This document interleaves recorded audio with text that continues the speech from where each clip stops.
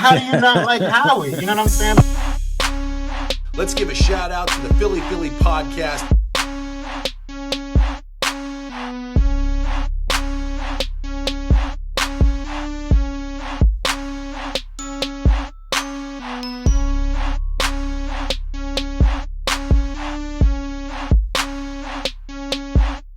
Philly, the podcast starring Joe Castro.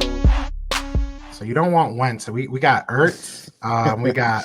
Let me go down the list. We have a whole shopping list of guys we're trying to get rid of right now. So you know, before I get too deep into this, I did want to ask you one last question. As you know, being in the media field, right? I want to know, like, because we're also going through obviously a coaching change. I want to know, when you're in those rooms, when you're talking to those players, is there ever, how do I say this? Let me put it this way. Can you sense any type of like discord when you're in that locker room talking to them? Can you feel that things are going wrong? Like, do you think like the media of the Eagles were kind of seeing this before maybe even the players were seeing it? Yeah, for sure. Because you do feel those sorts of things. And it's something that when you're in the locker room, and the Broncos locker room is open 4 days a week when there wasn't a pandemic.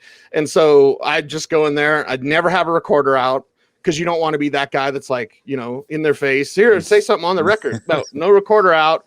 I have 110 pairs of Jordans, so I usually try to use those as a conversation starter.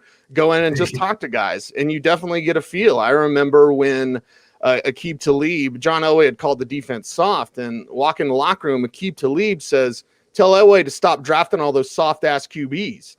And, like, you just felt that. I felt when the Broncos defense was pulling their own weight the year after the Super Bowl, when a lot of those guys were still there, and the Broncos offense was struggling with the Trevor Siemian, with the Paxton Lynch, and you felt that divide. The Broncos denied it. They hated when I brought it up on the air. But if you're there, you just notice, like, oh, defensive guys don't hang out with the offensive guys. Hey, they're not cool. Like, things aren't in a good situation. There's kind of a frustration that builds up with the players for good reason. This is a high pressure job.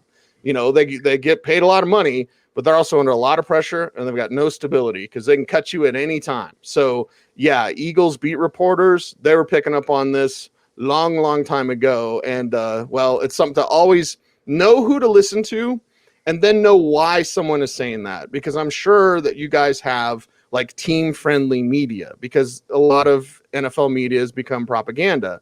And I'm speaking from a Broncos perspective. There's a lot of people that carry water for the team. They don't like talking about it, but that's what they do. So when they report something, you go, oh, that's what the team wants you to know.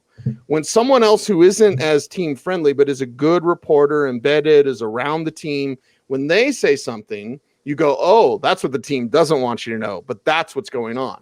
So know that, have that gauge, know who to listen to, and know why they're reporting what they're reporting. There's a lot of bunk, there's a lot of BS out there, but when you're able to sift through it as a fan or as a media member, you go, oh, I know why they're saying that. That's a gem right there. So everybody listening, everybody listening, that was a gem right there. I like that.